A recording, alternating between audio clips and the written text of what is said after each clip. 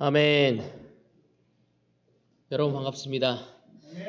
9월 첫 예배를 또 이렇게 드릴 수 있어서 하나님께 너무 감사하고, 이 9월 첫 예배를 우리 형제들 예배로서 형제들 얼굴을 보면서 예배를 드릴 수 있음에 하나님께 감사합니다. 오늘 특별히 우리 김상창 형제가 연합이라는 그 주제를 가지고 말씀을 전해 주셨는데 참 너무 존경스럽다는 생각을 합니다. 항상 어떤 책을 보고 또 말씀을 보고 그 깨달은 바를 자신의 삶에 적용하려고 하고 또 노력하는 그런 형제가 우리 가운데 있다는 게 너무 놀랍지 않습니까? 어쩌면 그거를 보고 그냥 끝날 수도 있지만 그 유니티를 보고 이 연합이라는 것이 영적일 때, 하나가 되어지는 것이 영적일 때만 이루어질 수 있는 거다. 그것을 다른 사람에게 비판의 대상으로 쓰는 것이 아니라 내 가정, 나 자신부터 살피고자 하는 그 성찬의 메시지를 들으면서 너무 저는 감동이 됐습니다. 한 가정의 아빠로서, 또 한 아내의 남편으로서, 또 패밀리 그룹의 리더로서 다른 사람이 이 유니티에 연합하려고 하고 있는지 안 한지를 얘기하기보단 자신을 살피고 자신이 먼저 그 올바른 영성을 가지고 정말 이렇게 하나가 되고자 하는, 또 하나라는 말은 다시 말하면 사랑한다는 의미잖아요. 사실은 그렇게 삶에 적용하고 가고자 하는 그 메시지를 들으면서 제가 너무 큰 격려를 받았습니다. 우리 성찬을 나눠준 우리 김상창 형제에게 박수. 아멘. 그 또 뒤에 우리 도연이가 또 아빠의 성찬을 들으면서 딱 있는 모습이 너무 놀랍네요. 그죠? 아빠가 자랑스럽죠? 그죠? 자랑스럽다고 이야기합니다. 아멘. 오늘 제가 여러분과 나누고 싶은 말씀은요, 지난주에 이어서 그리스도인의 존재의 본질은 무엇인가에 대해서 이야기를 나누고 싶습니다. 주제만 보면 굉장히 철학적인, 사색을 해야 할 만한 내용이지만 철학적인 어떤 형이상학적인 이야기보다는 성경에 나오는 우리 그리스도인의 본질이 무엇인지를 우리는 조금씩 보고 있습니다.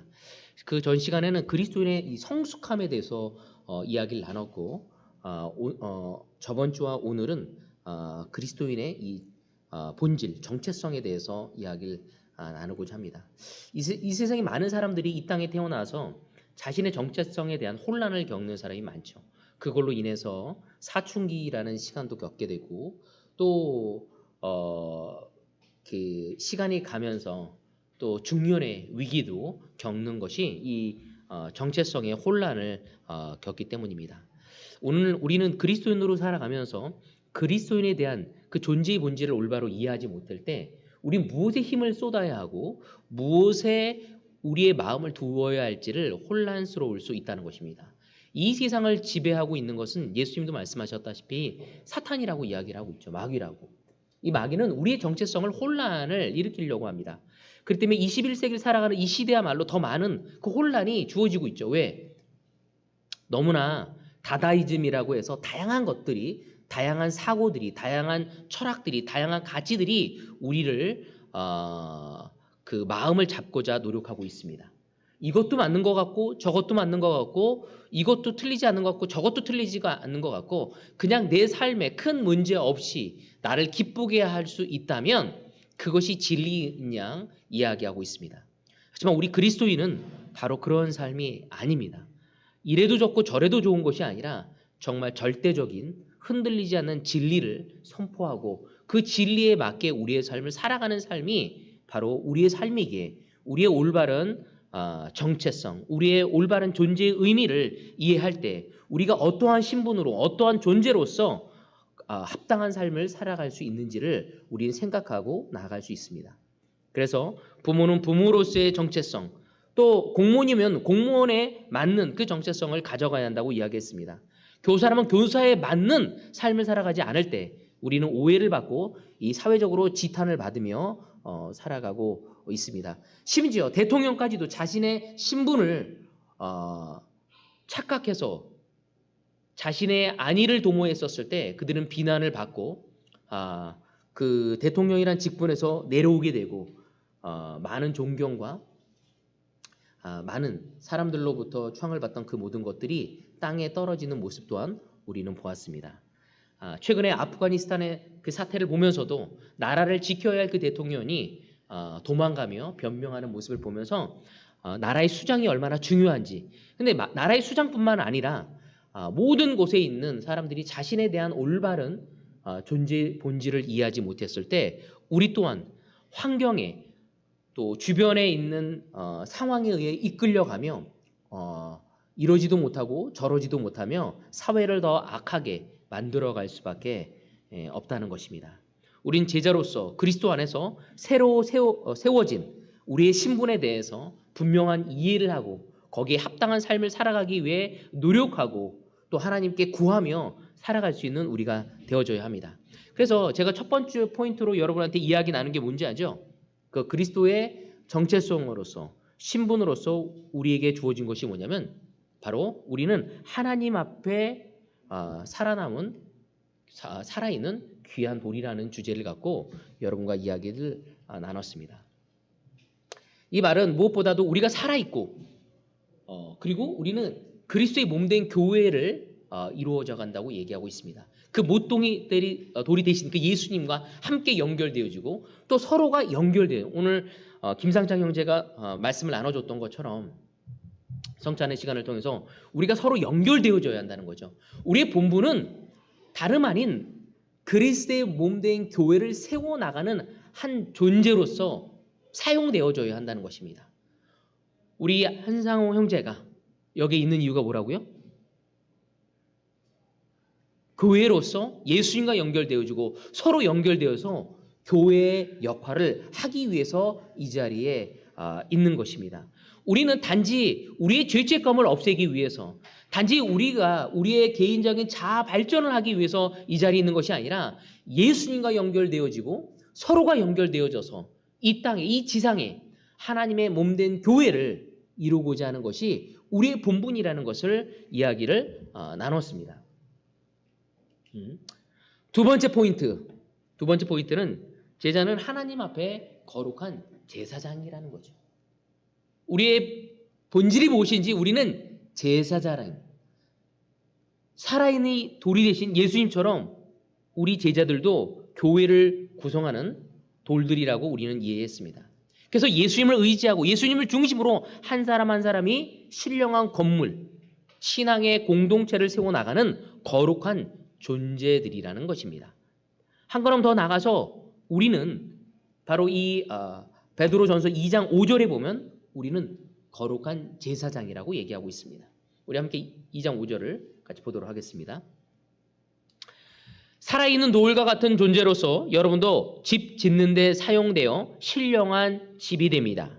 그래서 여러분은 예수 그리스도로 말미암아 하나님께서 기쁘게 받으실 신령한 제사를 드리는 거룩한 제사장이 되십니다. 아멘. 여러분 여기 너무 놀랍게 여러분은 예수 그리스도로 말미암아 예수 그리스도를 통하여 예수 그리스도에 의해서 하나님께서 기쁘게 받으실 신령한 제사를 드리는 뭐라고요? 거룩한 제사장이 되었다고. 거룩한 제사장이 되십시오라고 이야기를 하고 있습니다. 여러분 이 이야기는 굉장한 파워풀한 것입니다.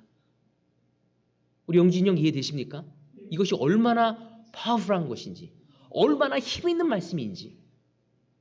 여러분 종교개혁이 바로 루터가 이 이야기를 터져서 엄청난 파급 효과를 일으킨 거죠. 그 당시의 제사장은 사제들만이었고 교황이었죠. 근데 그것이 아니라 바로 모든 사람들이 예수님을 믿고 있는 모든 그리스도인들이 제사장이라는 의미를 가졌습니다.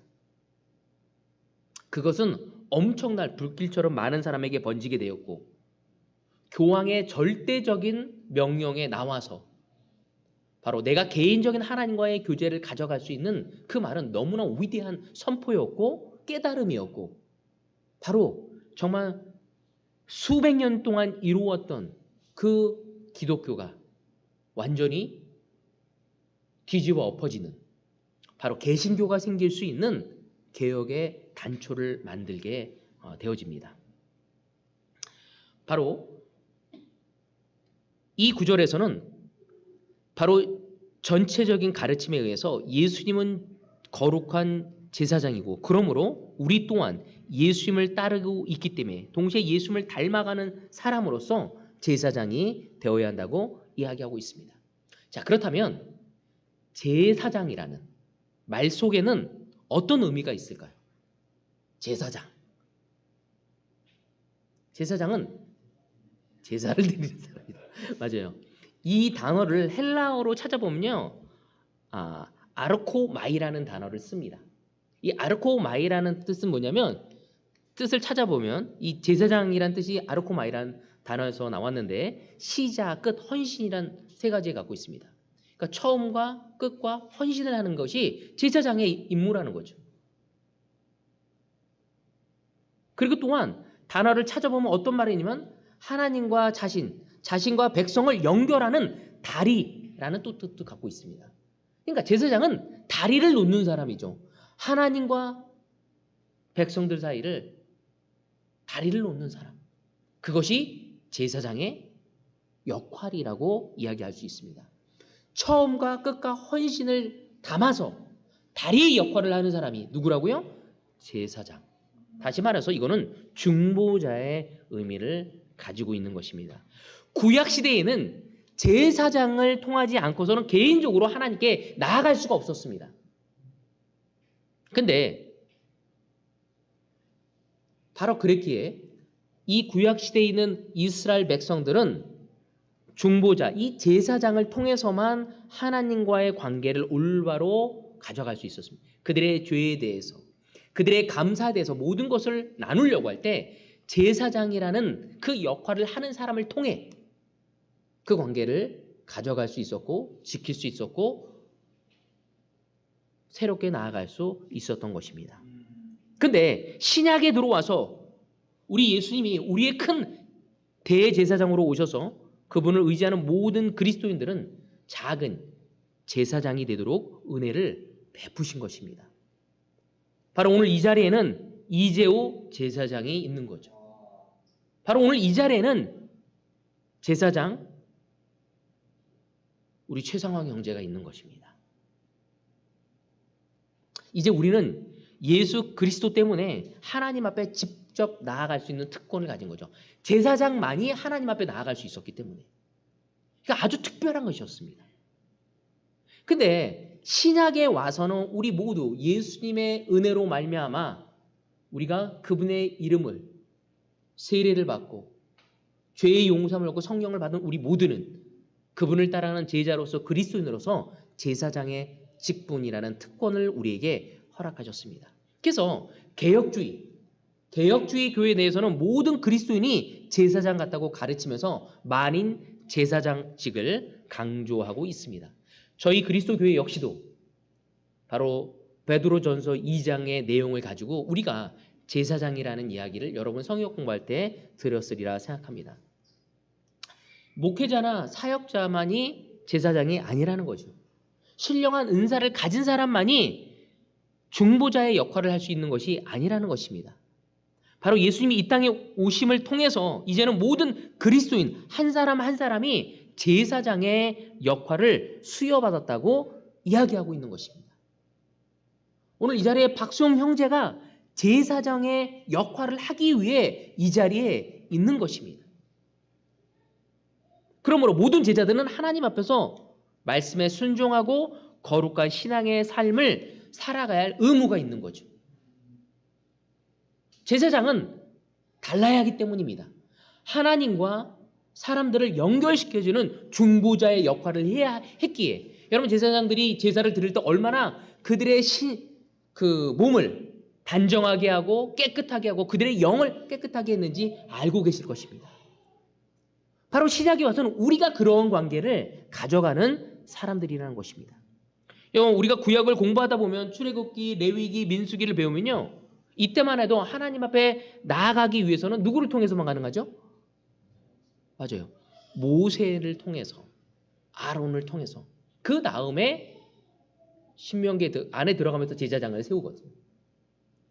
그때만은 모세와 아론을 통해서만 가능했습니다. 모세는 당시에 선지자였고 아론은 제사장이었어. 그래서 생긴 문제가 뭐였죠? 모세가 선지자고 아론만이 제사장이다 보니까 문제가 생겼어요. 그죠? 성경에 보면, 구약을 보면 무슨 문제가 생깁니까? 네? 무슨 문제가 생겼냐면요, 이스라엘 백성이 스스로 모세와 아론을 지나치게 의존하게 되는 것입니다. 왜? 우리가 하루를 살아가면서도 너무 잘못을 저지를 때가 많잖아요. 또 우리가 하나님께 감사할 때도 많잖아요. 근데 그 모든 걸 누굴 통해서 해야 돼? 모세와 아론을 통해서만 해야 합니다. 왜? 다리 역할을 누구만이 아니면 모세와 아론만이 할 수 있었기 때문에. 신앙적으로 성숙하지 못하고 어린아이처럼 무슨 문제가 생기면 모세와 아론에게 찾아가서 이렇다 저렇다 모든 것을 이야기하며 도움을 구할 수밖에 없었습니다. 그리고 모세와 아론은 굉장히 피곤했죠. 그렇지 않겠습니까?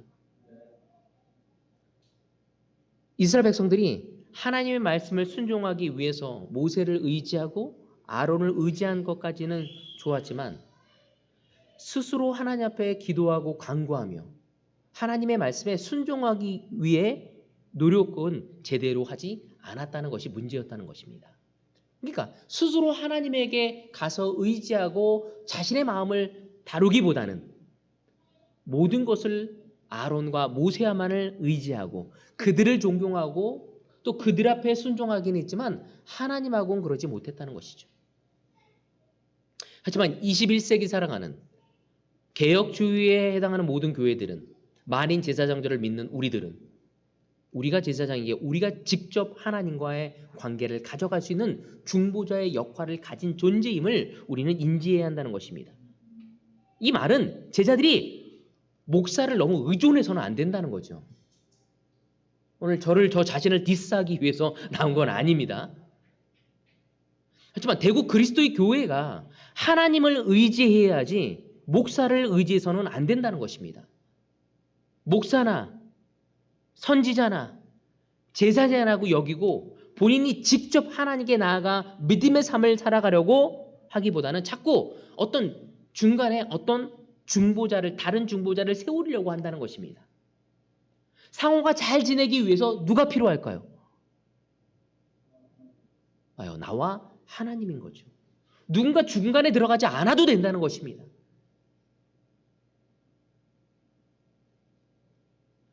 제가 항상 강조하듯이 목회자는 제자들을 하나님 앞에 올바르고 성숙한 백성으로 세운 일을 돕는 역할을 하는 조력자일 뿐입니다. 저는 매주 디타임을 합니다. 한 주도 안 빼고 모든 사람들하고 디타임을 하죠.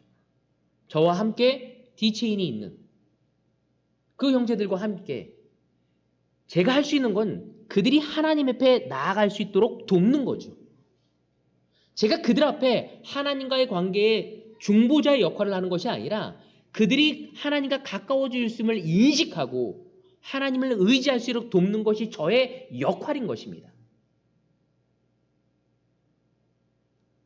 오늘 상창이가 다른 형제를 돕기 위해서 상창이를 보게끔 하는 것이 아니라 하나님을 볼 수 있도록 돕는 것이 김상창 형제의 역할인 거죠. 여러분, 우리는 제사장의 임무를 띈 하나님의 선택된 백성임을 각 한 사람 한 사람 형제 자매들이 이해하고 인식할 수 있어야 한다는 것입니다. 여러분, 우리는 때로는 목회자가 기도해야 더 잘 들어주는 것은 아닐까라는 생각을 합니다. 목회자가 하나님께 응답받고 제자에게 이렇게 저라고 전달하는 것도 아닙니다. 한상호 형제가 어떻게 가야 할지는 직접 하나님의 음성을 듣고 갈 수 있어야겠죠.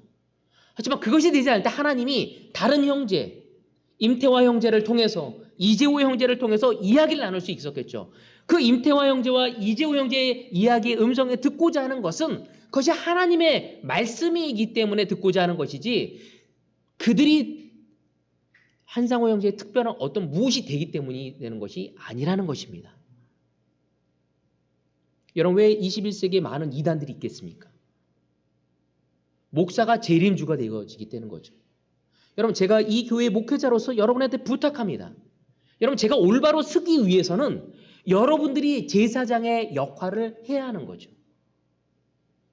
저에게 모든 것을 넘기고 저에게 너무나 많은 특권을 허락한다면 저 또한 오염되어 줄 수 있는 것입니다. 제가 오버하지 않을 수 있도록 도와줘야 합니다. 여러분 이 세상 수많은 교회들이 왜 변질되어지는지 목사가 대장이 되기 때문입니다. 여러분 이 교회도 이제 무브먼트를 시작한 지 30년이 되었습니다. 누군가 저한테 이런 얘기를 하더라고요. 형제 자매들은 갈라지지 않았지만 목사님들이 하나가 안 되었다고. 너무 부끄러웠고 너무나 창피했습니다.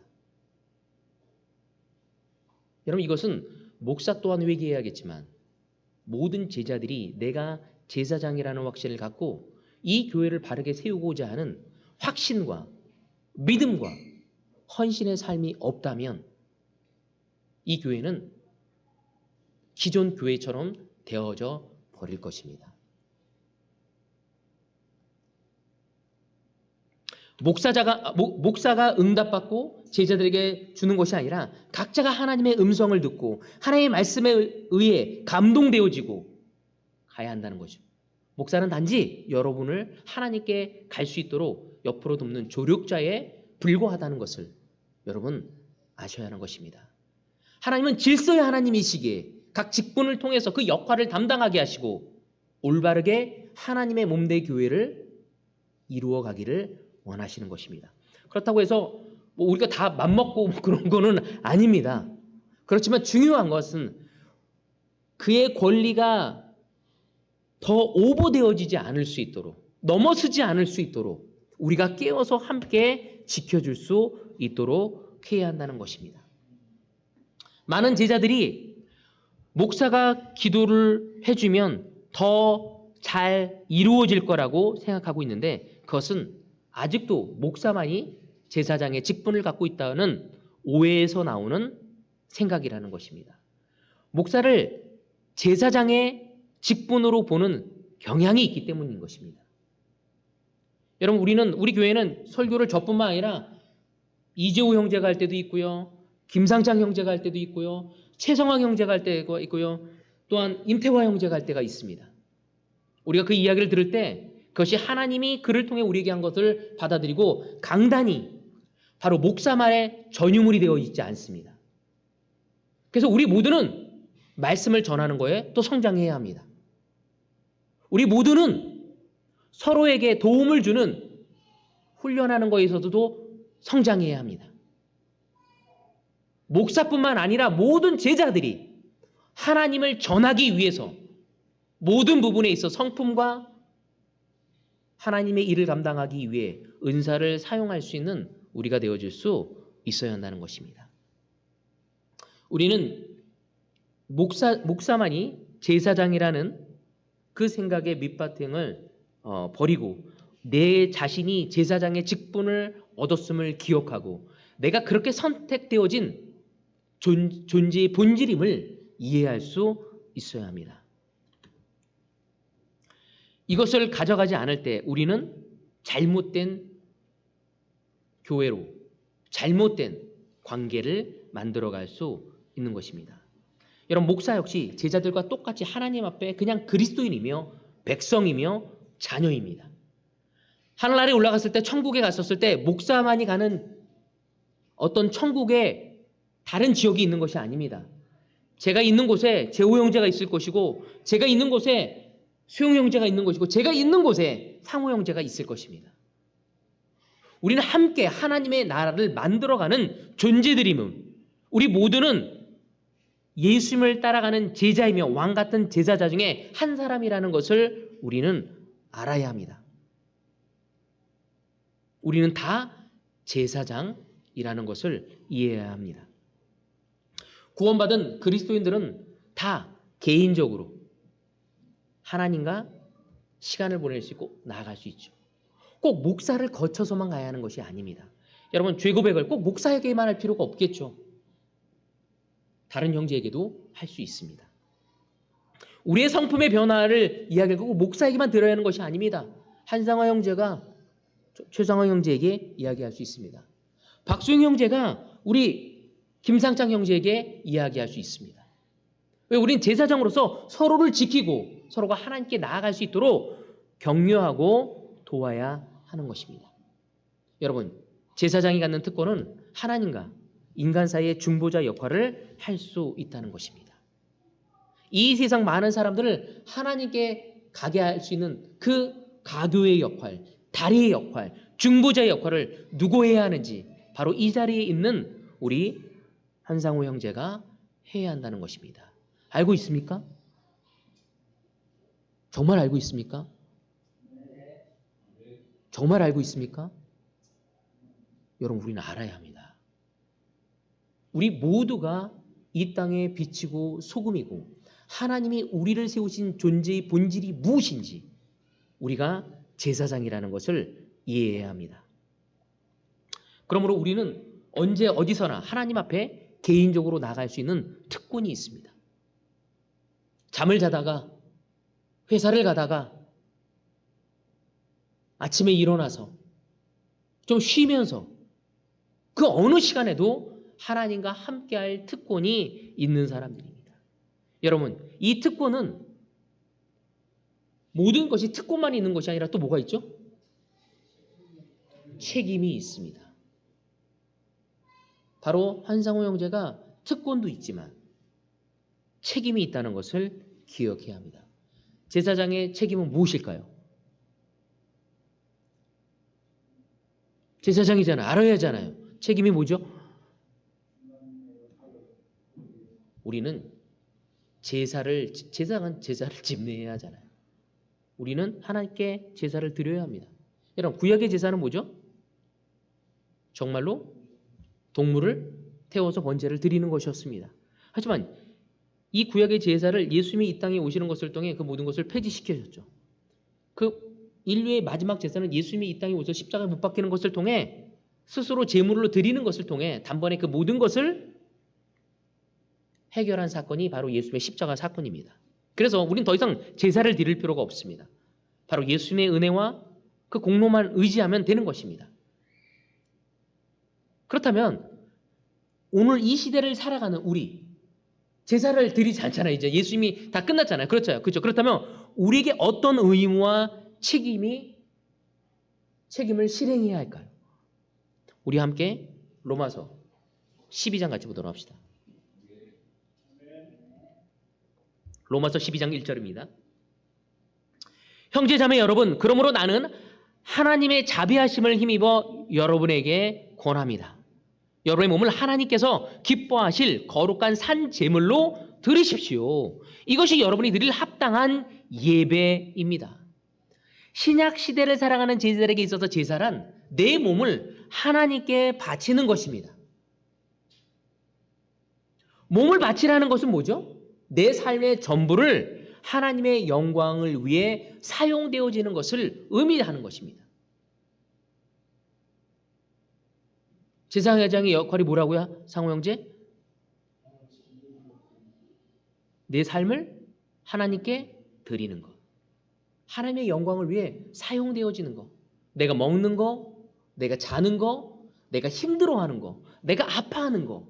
그 모든 것을 하나님께 영광스럽게 드리는 것이 바로 우리의 역할, 제사장의 역할이라는 것입니다. 히브리서 13장 15절에 16절. 그러니 우리는 예수로 말미암아 끊임없이 하나님께 찬미의 제사를 드립시다. 우리의 제사는 찬미의 제사입니다. 이것은 곧 그의 이름이 뭐죠? 예수님입니다. 예수님을 고백하는 입술의 열매입니다. 선을 행함과 가진 것을 나누어 주기를 소홀히 하지 마십시오. 하나님께서는 이런 제사를 기뻐하십니다. 이 말은 우리 안에 감사와 찬양으로 하나님 앞에 제사를 드릴 수 있다는 것입니다. 여러분, 우리가 옆 사람에게 감사하다고 고맙다고 사랑한다고 이 표현하는 것이 하나님께 예배를 드리는 거죠. 찬양의 예배를, 감사의 예배를 드리는 것입니다. 우리들의 선한 행실들을 통하여 하나님께 영광의 제사를 드리게 되는 것입니다. 바로 그리스도인들은 그들의 몸과 마음을 포함해서 그들의 인생을 하나님께 기뻐하시는 예배된 삶으로 승화시켜야 한다는 거죠. 이제는 동물의 각을 뜨고 그리고 불을 때워서 그 동물을 태워서 그 향기를 하나님께 드리는 것이 아니라 우리의 삶이, 우리의 재능, 우리의 달란트를 가지고 바로 하나님께 영광 돌리는. 여러분, 재능과 은사의 차이가 뭔지 아십니까? 재능은 내가 가지고 있는 어떤 능력이죠. 그것을 하나님을 위해 사용되어졌을 때 바로 그것이 은사인 것입니다. 어떤 사람은 잘 들어주는 게 은사죠. 어떤 사람은 늘 격려하는 게 은사죠. 어떤 사람은 다른 사람에게 재밌게 해주는 게 은사입니다. 어떤 사람은 다른 사람을 잘 섬기는 게 은사죠. 어떤 사람은 말을 잘하는 게, 어떤 사람은 통역하는 것이, 어떤 사람이 운동하는 것이, 여러분 그것을 하나님께 영광을 위해 사용되어진다면 바로 그것은 은사를 사용해서 하나님께 드리는 것입니다. 여러분, 제사라는 단어를 찾아보면 제사의 뜻이 뭔지 아세요? 이건 알 것 같아요. 뭐죠? 한상호 형제? 바로 드린다는 뜻을 가지고 있습니다. 여러분, 신약세의 제사는 예배를 드리는 것입니다. 주일 예배, 주중 예배뿐만 아니라 우리의 삶의 전반적인 삶을 통해서 감사의 예배, 찬양의 예배, 내 몸과 내 마음과 내 전 존재를 하나님 앞에 올려드리는 예배된 삶을 드리는 것, 바로 그것이 신약시대를 살아가는 거룩한 제사장의 직분을 받은 모든 그리스도인 제자들의 의무이자 책임인 것입니다. 여러분, 우리는 우리의 사랑하는 관계, 김상장 형제와 박정미 장매가 서로 부부지만 서로 사랑하는 것을 통해 하나님께 영광을 돌리는 그 제사장의 직분을 하는 것이죠. 이재호 형제와 이성구 형제가 서로 너무 사랑하는 모습, 바로 그것이 하나님께 영광을 돌리는 것입니다. 오늘 어셔를 담당하고 있는 우리 김주영 형제에게 감사를 하고 고마워하는 것이 우리가 하나님께 영광을 돌리는 제사라는 것입니다. 다른 형제를 격려하기 위해 내 재정을 헌신하며 도와주는 것이 하나님께 예배를 드리고 찬양을 드리는 제사장의 직분이라는 것입니다. 우리의 관계를 통해, 우리의 은사를 통해, 우리의 성품의 변화를 통해 그분께 올바로 제사장의 역할로서 올바른 제사를 드릴 수 있는 우리가 되어줘야 한다는 것입니다. 그것이 바로 우리의 정체성이라는 거죠. 다음 구절 같이 보도록 하겠습니다. 베드로전서 2장 9절.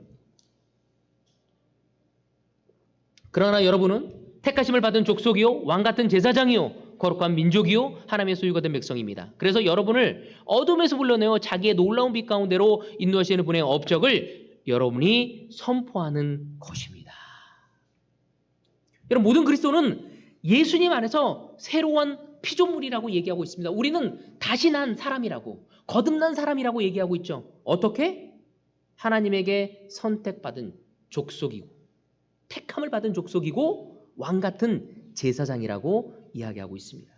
다른 누구를 거치지 않아도 우리 모두는 직접 하나님 앞에 나아갈 수 있는 존재들이라고 얘기하고 있습니다. 물론 새로운 제자들이나 믿음이 약한 상태에서는 목사나 또한 교회의 리더들이 함께 가서 도움을 줄 필요가 있습니다. 그렇지만 그들이 어느 정도 회복되어져서는 그들 모두가 스스로 하나님께 갈 수 있어야겠죠. 그렇게 갈 수 있도록 돕는 것이 교회가 되어줘야 하고 형제 자매들의 관계가 되어질 수 있는 것입니다. 여러분, 우리 대구 그리스도의 교회 제자들은 바로 예수님 안에서 살아있는 돌들이 되어서 그 교회를 세워 나가야 합니다. 동시에 하나님의 은혜로 왕 같은 제사장의 존재로서 우리들의 매일매일 삶 속에 감사와 찬양을 예배를 드릴 수 있는 그런 제사장의 역할을 늘 할 수 있어야 합니다. 몸과 마음을 우리의 전 존재를 바치고 우리의 삶이 하나님께 예배하는 삶이 되도록 우리 함께 노력합시다. 여러분, 이 시대 진정한 교회는 바로 그것이 진정한 교회이고, 이 시대의 진정한 그리스도인은 바로 제사장의 역할을 수행해 갈 수 있는 전인적인 우리가 되어질 수 있어야 한다는 것입니다. 세 번째 포인트. 제자는 하나님 앞에 거룩한 나라의 백성이라는 것입니다. 여러분, 모든 제자들이 거룩한 나라의 백성이라는 사실을 베드로는 굉장히 강조하고 있습니다. 우리 같이 10절 같이 보도록 하겠습니다. 여러분이 전에는 하나님의 백성이 아니었으나 지금은 하나님의 백성이요, 전에는 자비를 입지 못하는 사람이었으나 지금은 자비를 입은 사람입니다. 여러분, 우리는 하나님의 거룩한 나라이며 그리고 하나님의 소유가 된 백성이라고 선언하고 있죠. 여러분, 우리 하나님의 백성이에요. 너무 재밌는 건 뭐냐면요, 미국 시민권을 가진 사람들은요, 특권들이 되고, 제가 이스라엘을 갔었을 때 미국 시민권을 갖고 있잖아요. 그러면 굉장히 간단하게 조사를 받고 나가요. 근데 한국 시민권을 갖고 있잖아요. 모든 짐을 하나하나 다 열어보고요. 나가는데, 이스라엘에 들어가는데 엄청난 시간이 걸리더라고요. 요번에 아프가니스탄에서 나올 때도 미국 시민권을 가진 사람들은요, 프리패스에 가서 그냥 비행기를 타면 돼요. 다른 사람은 갈 수가 없습니다. 파워가 있는 나라의 백성이 되면 그런 특권이 있죠. 그래서 우리도 한때는, 지금도 그런 사람들인데, 미국 시민권을 가지고 있다면 좋아요, 싫어해요? 좋아요. 서로 가져가려고 했었거든요. 근데 지금은 대한민국 시민권을 가져가려고 하더라고요. 어떤 형제하고 디타임 하다 보니까 대한민국 이 국민이 되는 게 얼마나 놀라운 거지, 대한민국에 사는 것이 얼마나 놀라운 특권인지, 의료보험부터 시서 인터넷, 대중교통, 이런 또 맛있는 음식들 여러분, 아주 특권을 받은 나라에 살아가고 있습니다. 그런 특권이 있는 것처럼 하나님의 나라의 백성이 됐다는 것은 아주 놀라운 거죠. 우리가 예수님을 주님이라 고백하고 세례를 받고 죄사함을 받으면서 성령을 받은 그 동시에 우리는 하나님 나라의 거룩한 백성이 되었다는 것입니다. 이것은 혈육이나 핏줄에 의한 것이 아니라, 육체적 조건에 의해서 된 것이 아니라, 민족적 특징에 의해서 된 것도 아니라 하나님의 은혜로 허락되어진 것입니다. 여러분, 우리는 이스라엘, 구약에는 이스라엘이라는 백성만이 하나님의 백성이었지만 이 신약 시대에는 예수님을 구주로 믿고 회개하고 예수 그리스도의 이름으로 세례를 받은 모든 제자들은 바로 영적인 이스라엘 사람들이고 하나님의 백성인 것입니다. 그래서 우리의 특권은 날마다 새로워질 수 있다는 것입니다. 오늘 아침에 망가졌으면 우리가 회개하고 주님 앞에 갔을 때 우리는 다시 새로운 존재로서 하나님이 우리를 세우신다는 것입니다. 우리에게는 유죄 판결이 없습니다. 그분 앞에 끊임없이 회개하고 나아갈 수 있기 때문인 거죠. 여러분, 우리 이러한 특권을 가진 우리의 정체성을 기억하십시오. 여러분, 삼성을 다니는 사람들, 제가 CJ 다니는 사람들도 부러워한 사람인 적이 있습니다. CJ 직원을 다니는 사람들은요, CJ 카드가 있거든요. CJ에서 하는 음식점에 50%씩 DC야. 엄청 세더라고요, 이게. CJ에서 하는 무슨 한식 뷔페에서 굉장히 많더라고요. 그래서 그 하나만 딱 갖고 딱 하면은 50% DC야. 그래서 와, CJ 다닐만하다. 이런 특권이 있거든요. 여러분, 삼성을 다니는 사람들, 예전에 LG 다니는 사람들, LG 제품을 살 때 그들의 포인트로 마구 살 수 있더라고요. 너무 그 놀라운 특권이라 생각했습니다. 여러분, 우리는 하나님의 백성으로서 그러한 특권과 은혜가 우리에게 있습니다.